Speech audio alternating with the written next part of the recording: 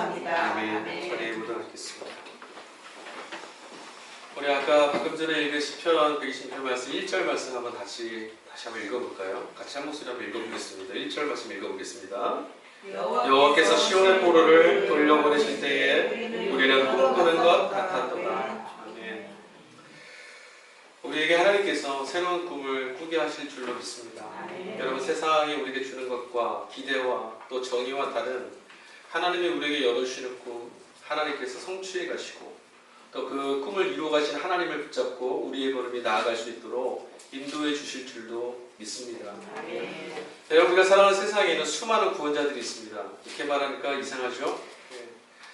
세상에는 정말 많은 구원자들이 있어요. 우리가 일주일 동안 만났던 모든 것들이 다 구원의 이름으로 우리 안에 찾아옵니다. 직장, 어떤 사람에게 직장이 구원일 수 있어요.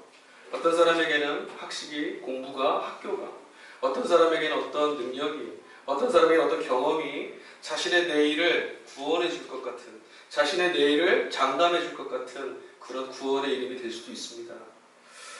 여러분, 세상에는 그리고 또 다른 수많은 이 구원의 운동들도 있습니다. 여러분, 우리가 사는 세상에 수많은 운동들이 있죠. 노동의 해방, 인권의 해방, 또 여러 가지 평등의 문제들 곳곳에서 우리 인간이 경험하고 있는 고통과 억눌림과 억압을 벗어날 수 있도록 하는 수많은 운동들이 우리 주변에 있습니다. 여러분, 그만큼 우리는 자유를 뺏기고 그만큼 우리의 생명을 자꾸 침해당하면서 살고 있는 것 같아요. 근데 여러분, 다양한 원인을 분석하고 어떻게 하면 우리 인간이 경험할 고통과 좌절과 상실, 아픔을 벗어날 수 있을까 하는 이 물음, 그런 답은 우리가 얻지 못하고 있어요. 여러분, 많은 것들에서 많은 그리스도가 있다고 말하고 구원이 있다고 얘기하지만 우리 인간이 정말 참으로 구원을 경험하고 우리 인간들의 삶에 정말 풍성함과 은혜, 구원, 자유, 해방, 이 기쁨을 허락할 수 있는 것은 오직 우리를 구원하시는 그리스도 안에서만 경험할 수 있는, 인간이 붙잡을 수 있는 마지막 구원의 틀이 바로 예수 그리스도 안에 있다는 사실들을 오늘 우리는 다시 한번 확인하고 믿을 수 있어야 할 줄 믿습니다. 예수님 말고는 다른 구원이 없습니다. 예수님 외에 우리 인간의 삶에 돌파구 없습니다.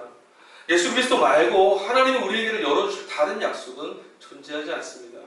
우리가 다른 길을 찾고 다른 노력을 기울일수록 우리는 더 큰 절망과 더 큰 허무와 만나게 될 뿐이죠. 여러분, 우리가 경험하는 모든 고통, 모든 절망, 아픔, 상실, 두려움, 좌절, 이 모든 것들의 원인이 우리는 계속 공부해왔죠. 하나님이 우리 삶에 하나님이 주인 되셔야 되는데 그분이 주인 되시는 삶을 잃어버리고 하나님이 함께 계셔서 우리의 삶을 지배하고 통치하고 가꾸어 가시고 인도해 주시는 삶을 살지 못함으로 우리가 늘 상실도 느끼고 결핍도 느끼고 아픔도 경험하고 괴롭기 짝이 없는 삶을 살 수밖에 없다. 그래서 하나님 없는 삶의 자리를 우리는 죄라고 말하고 그런 죄의 자리에 있는 죄인은 참으로 불쌍한 존재다. 우리 말씀 나눠왔어요. 죄는 자신의 삶의 자리에서 하나님을 내어쫓은 그런 상태를 말합니다. 여러분, 만약 지금 내 삶에 하나님이 계시지 않다, 나의 삶에 하나님께서 내 삶을 붙잡고 계시다는 것이 확신들지 않는다면 우리 지금 참으로 불쌍한 영혼인 거예요. 우린 지금 예수님이 너무 필요한 거죠. 왜요? 우리의 인생과 삶을 구원하신 하나님, 지금 내 곁에 찾아와 계신 하나님을 약속하는 것이 바로 예수님이거든요. 예수님이 지금 우리 가운데 계심에도 하나님이 보이지 않는다면 우리 참으로 불쌍할 수밖에 없어요. 여러분, 허무와 절망에서 벗어나서 우리가 다시 구원을 얻고 해방을 누리고 행복을 찾을 수 있는 길은 돌아가는 거예요. 어디로요? 하나님께로. 하나님 품으로 돌아가는 거죠.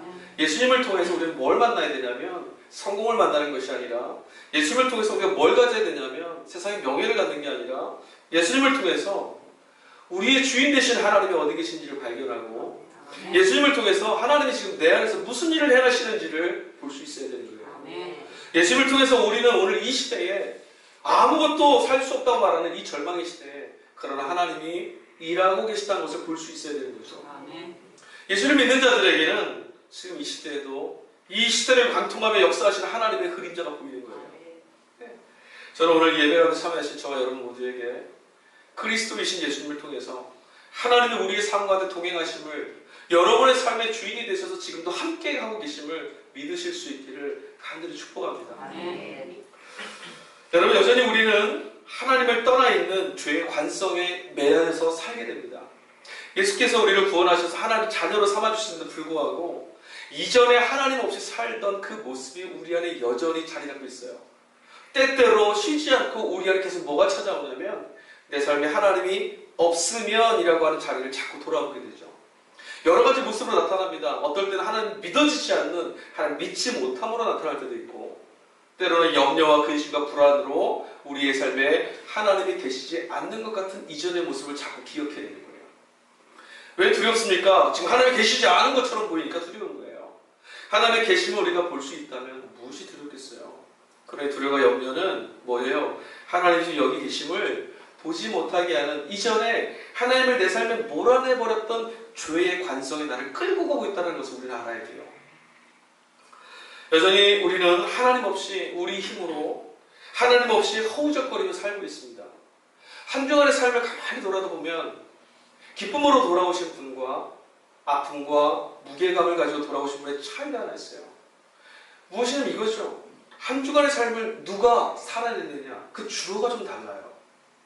한 주간 정말 무겁고 힘들게 살아온 걸음에는 항상 이게 나와요. 내가 지난 한 주 정말 힘들었습니다. 그러나 기쁨이 가득한, 기쁨의 흔적이 남아있는 새겨져 있는 인생은 이렇게 고백합니다. 하나님이 그래도 나를 이끌고 가셨습니다. 여러분, 우리의 한 주 돌아볼 때, 다음 주 이 시간에 모였을 때 우리 모두 이렇게 고백할 수 있으면 좋겠어요. 지난주와 똑같이, 아니 더 힘든 상황이었던 것 같은데 하나님이 나를 이끌어 주셔서 오늘 이 예배의 자리가 감동으로 나에게 다가오고 있습니다. 난 정말 진실로 주님을 찬양하기 소망합니다. 이런 고백이 다음 주 우리의 예배 가운데 있기를 간절히 축복합니다. 여러분, 우리는 이 죄의 관성 때문에 씻지 못하는 습관 하나 갖고 있습니다. 뭔지 아십니까? 뭔가 수고해야 된다는 거예요. 아이들이요, 야단을 맞을 때 어떤 줄 아세요? 한번 야단을, 뭔가 잘못해서 야단을 맞으면 계속 눈치를 봅니다. 그죠? 그래서 어떻게 하면 야단을 안 맞을까? 어떻게 하면 칭찬을 받을까? 그것만 자꾸 찾아다녀요. 뭔가를 막 하려고 부산스러워요. 그죠? 근데 여러분, 야단 맞았던 그 아이가 뭘 놓치고 있냐면 야단 친 그이가 나하고 무슨 관계인지를 자꾸 놓치고 있는 거예요. 우리도 똑같아요. 하나님의 없었던 죄의 자리에 살던 우리의 모습 속에 뭐가 있냐면 어떻게 해야, 무엇을 채워야, 어떻게 채워나가야만, 무엇을 이루어야만 하나님과의 우리 관계가 회복될까? 아니, 다시 말하면 이런 거죠. 어떻게 우리가 복받고 살고 구원을 얻으며 살 수 있을까? 이런 열심이 우리 안에 남아있어요. 여러분, 부모를 잃은 아이가 부모를 찾는 것 말고 다른 기쁨이 있을까요? 길을 잃어버린 아이가 막 울고 있습니다. 그 아이한테 찾아가서 야, 너 사탕 좋아하지? 사탕을 주면 아이가 울음을 그칠까요? 아니요. 초콜릿을 이만큼 가져다가 이거 외국에서 사온 거야. 진짜 맛있어. 이거 먹고 눈물 그쳐. 그칠까요? 아니요, 그치지 않아요. 그 아이는 자기의 손을 놓친 잃어버린 엄마 손을 붙잡을 때까지 눈물 그치지 않을 거예요. 자유와 행복은 인간이 경험해야 될, 우리가 경험해야 될 자유와 행복, 구원은요, 참되신 예수 그리스도를 만나는 길, 그것 말고는 없어요. 근데 여러분, 예수 그리스도를 만나는 길은 우리가 걸어가는 것이 아니고요, 우리가 길을 만드는 게 아니에요. 길이신 예수님이 우리에게 찾아와 주셔서 길을 열어주셔야만, 그 길로 우리를 붙들어 주셔야만, 이끌어 가셔야만 우리 경험할 수 있는 거죠. 기독교에서 말하는 구원은, 인간 해방은 어디서 시작하냐면 우리의 열심과 수고로, 우리의 땀 흘리는 것으로 우리를 구원할 수 있다고 말하지 않습니다. 세상에서 우리가 한 주간에 사는 모습에서 뭐라고 말하죠? 너의 인생을 구원하려면, 너의 내일을 살아내려면 너는 수고하고 땀 흘려야 돼. 이거 어디서 온 거예요? 죄지은 인간에게 찾아온 하나님의 저주, 거기서 비롯된 거 아니었습니까? 근데 은혜는 그렇지 않아요. 하나님은 우리에게 그렇게 말씀하시지 않습니다. 하나님은 우리에게 이 모든 절망의 날에부터 구원받는 길을 내가 감당하였으니 너는 이 은혜를 누리고 살아라고만 말씀하세요. 내가 했다고. 왜요? 너는 내 자녀니까. 예수님은 길을 잃은 우리에게 찾아오셨습니다. 그래서 뭐 하셨냐면 돌아갈 수 있는 길, 어떻게 하면 하나님께 갈 수 있는지, 어떻게 하면 자유를 얻고 어떻게 하면 구원을 받을 수 있는지 가르쳐 주셨어요. 그리고 그 길이 되어 주심으로 우리로 하여금 이 삶의 자리에서 잃어버린, 진정 우리가 회복해야 될 구원의 기쁨을 다시금 얻게 하시려고 스스로가 길이 되어 주신 하나님이시죠. 복음서에서 만나는 예수님의 걸음을 한번 잘 조명해 보십시오. 성경을 펴고 여러분이 예수님의 걸음걸음을 읽어보시면 예수님은 사람을 자꾸 찾아다니세요. 어떤 사람을 찾아가십니까? 예수님이 찾아가시는 사람들은 다 병자이거나 귀신 들린 사람이거나 사람들과의 관계에 있어서 깨어져서 질시와 조롱과 손가락질 받는 죄인들이거나 아니면 늘 괴로워하는 삶에서 벗어나지 못하여서 늘 눌려있던 사람들, 여전히 헐벗은 사람들, 예수님 다 이런 사람들만 찾아다니세요. 왜 그들을 찾아가십니까? 길을 잃어버린 사람들이라서 그래요. 길을 잃어버린 사람들에게 주님을 찾아가셔서 길을 가르쳐 주시는 걸 넘어 길이 되어주셔서 나를 밟고 오라고 하십니다. 오늘 이 예배 가운데 참여한 저와 여러분 우리 모두에게 오늘도 이 말씀 가운데 예수님 찾아오셔서 혹시 모르겠습니다. 오늘 예배 가운데 찾아오시기 전까지 여러분 길을 잃어서 방황하셨는지 길을 잃어서 두려우셨는지 어떻게 걸어가야 될지 몰라서 지금 좌절하시는지 모르겠지만 오늘 예배 가운데 말씀으로 찾아오신 예수님이 여러분의 분명한 길로 오늘 이 시간에 함께해 주시기를 간절히 소망합니다. 오늘 성소일관을 읽었던 복음서 말씀이 있습니다. 요한복음 12장 말씀입니다. 이 12장 말씀을 보면 예수님께서 또 누군가를 찾아가셨어요. 누구냐면 나사로라는 사람입니다. 베다니에요. 그 나사로라는 곳에 도착해보니 이 나사로의 집에 가보니 거기 3명의 사람이 있습니다. 누구냐면 나사로와 마르다와 마리아입니다. 나사로는 예수님하고 무척 친한 사람이었던 것 같아요. 복음서에는 또 예수님의 친구라는 말도 나오거든요. 나사로가 죽을 병에 걸렸죠. 아니 죽었어요. 근데 예수님이 어떻게 하셨어요? 그를 살려내셨죠. 그뿐만이 아니에요. 복음서를 또 읽어보면 이 집에 있었던 마리아라는 여인은 귀신 들렸었는데 예수님이 그로부터 귀신을 내어 쫓아서 회복해 하셨어요. 이 가정에는 정말 놀라운 일들이 일어났어요. 예수님을 만나고 나서 베다니에 있었던 이 나사로의 집에는 정말 꿈만 같은 일들이 벌어졌습니다. 죽은 사람이 다시 살아나고 귀신 들려서 눌려있던 그 가정에 주님이 회복을 허락해 주셨어요. 여러분 저는 우리들의 삶에도 예수님이 찾아오셔서 죽음의 자리에 있는 넓어져 있는 시체와 같은 우리 삶이 다시 살아나는 꿈만 같은 역사가 나타날 수 있기를 소망합니다. 귀신이라고 하는 권세에 눌려서 아무것도 할 수 없는 주눅들어 사는 우리의 인생이 하나님이 함께 계심으로 예수님이 함께 계심으로 주님이 주시는 꿈을 꾸고 이 세상에 억눌린 모든 잣대를 무너뜨리고 하나님 인도하시는 대로 꿈을 이루어가는 여러분의 삶이 될 수 있기를 다시 한 가지 축원합니다. 예수님이 이 가정에 찾아오시니까요 놀라운 거죠. 꿈만 같은 일들을 이루신 주님이 오셨어요. 이 가정에 깨어진 모든 것들을 회복시키셨던 주님 아닙니까? 그러니 이 가정에 잔치가 벌어지죠. 이 가정에 잔치가 벌어졌어요. 오늘 본문 속에서 우리가 좀 주목해야 될 이야기들이 있습니다. 이 이야기들 속에서 뭘 봐야 돼요? 사람들을 좀 봐야 돼요. 나사로, 마르다, 마리아, 그리고 한 명 더 나와요. 예수님의 제자였던 유다입니다. 여러분 이 본문 속에서 우리가 좀 봐야 될 건 뭐냐면 사람들의 거리감이에요. 거리감. 한번 잘 보세요. 오늘 본문의 말씀 보면 나사로는 어디 있었냐면 예수님이 함께 하시는 사람들 가운데 식사하는 자리에 그곳에 사람들과 함께 있었다 이렇게 나와요. 예수님이 식사하시는 그 방 안에 있는 것 같지만 뭔가 지금 요한은 나사로가 예수님과 가까이 있는 것 같지 않게 기록하고 있어요. 사람들과 같이 있더라 이렇게 얘기해요. 본문의 말씀에 예수님 곁에 있더라 이렇게 말하지 않았어요. 예수와 함께 밥 먹고 있던 사람들 가운데 있더라. 그 다음에 마르다 볼까요? 마르다는 어디 있었냐면 지금 음식을 장만하고 상을 차리고 손님을 접대하고 잔치를 막 꾸려가고 있습니다. 열심히 일하고 있습니다. 예수님이 이 집에 찾아오셨거든요. 잔치를 배설한 주인 입장에서는 잔치를 잘 준비하지 않으면 안 돼요. 누군가 해야 될 일이잖아요. 그렇죠? 열심히 준비하고 있어요. 근데 이 마르다와 예수님의 거리는 좀 멀어요. 그렇죠? 예수님 방 안에 계시는데 마르다는 저쪽에 있어요. 마리아 볼까요? 마리아는 몰라요. 여기 어디 있는지 모르겠어요. 그래서 갑자기 그가 나타납니다. 나타나서 뭐 하냐면 향유, 나드 한 그릇을 가져다가 그것을 예수님 발에다 붓고 자신의 머리털로 예수님 발을 닦아주고 있습니다. 본문의 말씀 속에서 이 나드 한 근이 굉장히 가치 있는 거라고 얘기해요. 군인이나 성인 한 사람이 1년 동안 모아야 될 정도의 금액이래요. 그러니까 엄청나게 비싼 거죠. 이것을 뭐 했냐면 예수님의 발에다 붓고 그 방 안에서 예수님의 발을 닦아드리고 있습니다. 마리아는 지금 예수님과 아주 가까이 있어요. 그 다음 유다예요. 유다는 예수님의 제자입니다. 그 잔치에 찾아와서 예수님과 밥 먹고 있어요. 방 안에 같이 있습니다. 근데 유다는요 심리적으로는 거리가 제일 먼 사람이에요.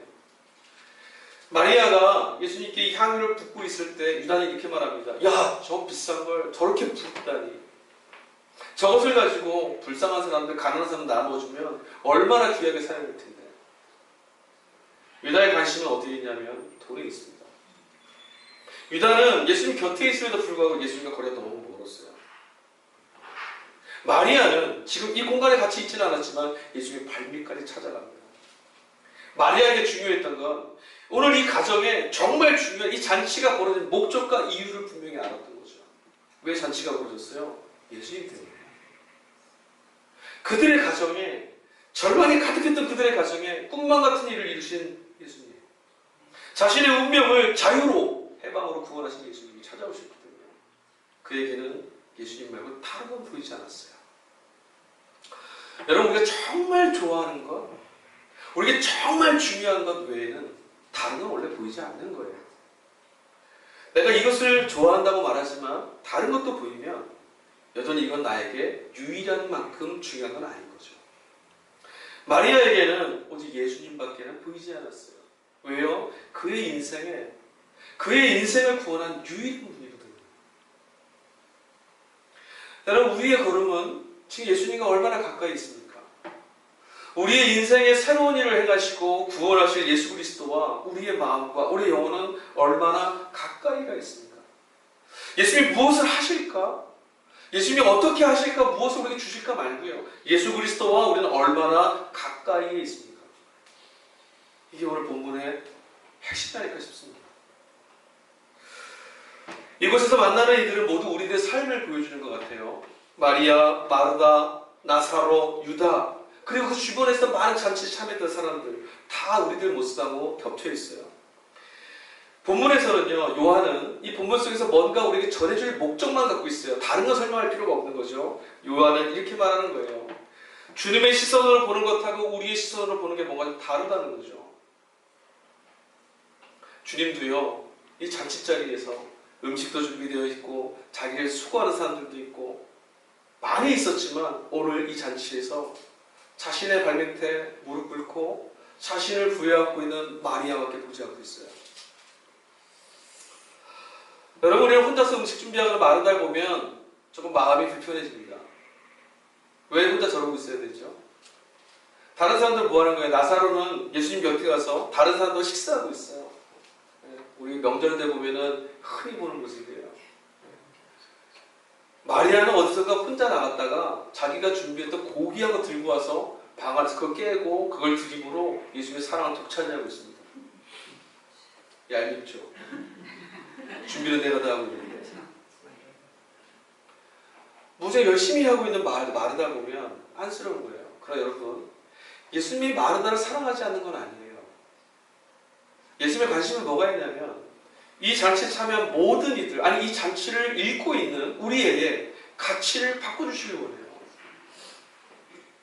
아까도 우리 말씀을 처음에 열릴 때 이 말씀을 드렸어요. 여러분, 인간의 해방은, 인간의 구원은 우리가 무엇을 행하는 데 있지 않습니다. 우리를 구원하신 그리스도와 함께 우리가 어떻게 같이 있느냐, 그와 복복을 바치며 그의 생각과 그의 뜻과 그의 걸음에 어떻게 함께 걸어오느냐, 여기에 달려 있어요. 마르다 열심히 하고 있어요. 그렇죠? 그러나 여러분, 열심히 해야만 구원받는다라면, 열심히 땀 흘리고 살아야만 그의 대가가 인정받는다라는 것은 하나님 나라의 가치하고는 다른 거예요. 우리가 사는 세상이 어때요? 여러분에게 어떻게 일주일간 무엇을 요구했습니까? 열심히 땀 흘리라고 요구하지 않았어요? 수고하라고. 정말 열심히 했는데도 그것밖에 못하냐고. 그게 세상의 이야기였잖아요. 여러분, 무엇인가를 해야만 인정받을 수 있다면 그 순간부터 사람은 존재하지 않아요. 신기한 게 뭔지 아십니까? 돈이 지배하고 대가가 지배하는, 대가의 가치가 지배하는 세상에서는요, 사람은요, 가치로 존재할 수가 없어요. 무엇인가를 해야만 인정받는다면 거기에 사람은 존재하는 일만 남는 거예요. 그것이 없으면 저 사람은 존중받을 수 없어요. 여러분, 우리가 세상에서 헐벗고 세상에서 상실감을 누리고 고통받는 이유가 여기 있지 않습니까? 나는 열심히 했음에도 불구하고 세상의 기준에 맞지 않으면 가치 없는 사람이 되는 거죠. 예수님은 그걸 필요로 하지 않아요. 행복해지고 싶었지만 행복을 이루는 수단으로 내몰리는 순간 우리는 행복한 거리가 먼 존재가 됩니다. 여러분, 예수님하고 얼마나 가까이 있느냐, 하나님을 바라보고 있던 예수 그리스도와 우리가 얼마나 마음을 겹쳐 있느냐가 더 중요합니다. 빌립보서 말씀을 읽어보니까 오늘 서신서 말씀, 빌립보서 말씀에 보면 바울이 이렇게 외치는 소리가 들려요. 기뻐하십시오. 빌립보서는요, 특별히 기쁨에 관한 책인데 우리가 오늘 읽었어야 될 성서일과 빌립보서 3장 말씀에 보면 주제는 이거 하나예요. 기뻐하십시오. 여러분, 기뻐하십시오. 나는 어떤 사람인 줄 아세요, 여러분? 이렇게 얘기를 시작해요. 나는 세상에 이렇게 잘난 사람이었어요. 나는 이만큼 대단한 사람이었어요. 그런데 나는 이제 그리스도 예수 안에서 이 모든 걸 해로 여기고 배설물로 여깁니다. 나는 예수 그리스도를 얻고자 이 모든 걸 다 버렸습니다. 이렇게 말해요. 여러분, 바울의 이 말을 들으면 좀 찔리지 않으세요? 바울은 지금 내가 예수 그리스도를 만난 이후에 이전에 내가 행하던, 내가 갔던 모든 것들 다 해로 여깁니다. 바울은 그걸 다 배설물로 오물통에 버렸어요. 여러분, 오늘 우리는 바울이 오물통에 버렸던 그것을 끄집어다가 내게 가장 중요한 것을 담아두려고 하지 않습니까? 예수님을 통해서 그 오물통에 바울이 버렸던 것들을 다시 내 안에 채우려고 하지 않습니까? 바울은 단호하게 말합니다. 나는 예수를 만나서 예수를 얻고 나서 이 모든 것들을 해로 여기고 배설물로 여겼습니다. 기뻐하십시오. 여러분, 여기서 우리 하나 들어야 될 게 있습니다. 여러분, 주눅드실 필요는 없어요. 나는 그게 배설물로 여기지 않아. 나는 여전히 세상에 있는 것들, 내가 추구했던 건 여전히 소중한데. 그거 중요한 거예요. 바울이 우리에게 이렇게 말하지 않았어요. 배설물을 여기십시오, 이렇게 말하지 않았어요. 그렇죠? 바울이 뭐라고 말했어요? 기뻐하십시오. 그리스도 예수 안에서 기뻐하십시오. 이게 문제예요. 그리스도 예수 안에 있는 기쁨을 발견하였더니 뭐가 됐냐면 이전에 내가 추구해왔던 모든 것들이 사실상 예수를 얻는 데 있어서 해가 된다는 걸 알게 됐고 가치 없다는 걸 알게 된 거예요. 이걸 끌어내야지? 아니요, 그렇게는 되지 않아요. 제가 설교 때 자주 말씀드렸죠. 그렇다고 오해는 하지 마세요. 제가 세속에 살고 있지만 세속에 타락한 존재는 아닙니다. 저 돈 되게 좋아하는 사람이에요. 돈 많으면 하고 싶은 게 너무 많아요. 돈 있으면 사고 싶은 것도 있고 하고 싶은 것도 있고 가고 싶은 것도 있고 먹고 싶은 것도 있어요. 그러나 여러분, 돈이 있어서 내가 편한 것과 돈이 가져다는 기쁨과 예수 그리스도를 만나서 우리 안에 누리는 기쁨은 같을 수 없어요. 저에게도 마찬가지예요. 저에게는 세상의 것들 참 좋지만 그럼에도 불구하고 그리스도 예수 안에서 누리게 되는 기쁨과 비교할 수가 없죠. 하나님이 우리에게 열어주신 기쁨과 비교할 수 없어요. 선택하라고요? 아니, 선택할 수 없어요. 선택의 대상이 되질 않아요. 바울은 이야기합니다. 그리스도 예수 안에서 기뻐하세요. 여러분, 예수 그리스도 안에서 기쁘십니까? 예수 그리스도 안에 계심이 그리스도가 여러분 안에 함께 계시고 여러분이 지금 예수 그리스도 안에 지금 속해 있는 자들이라는 것이 기쁘시냐는 거예요. 이게 기쁘지 않으면 뭔가를 가져야 되고 뭔가를 해야만 한다고 말하는 세상의 가치 안에서 자유로울 수 없어요. 대체 하나님이 누구이시기에 바울은 그리스도 예수를 만남으로 이 기쁨 때문에 세상의 모든 게 배설물이라고 얘기했을까요?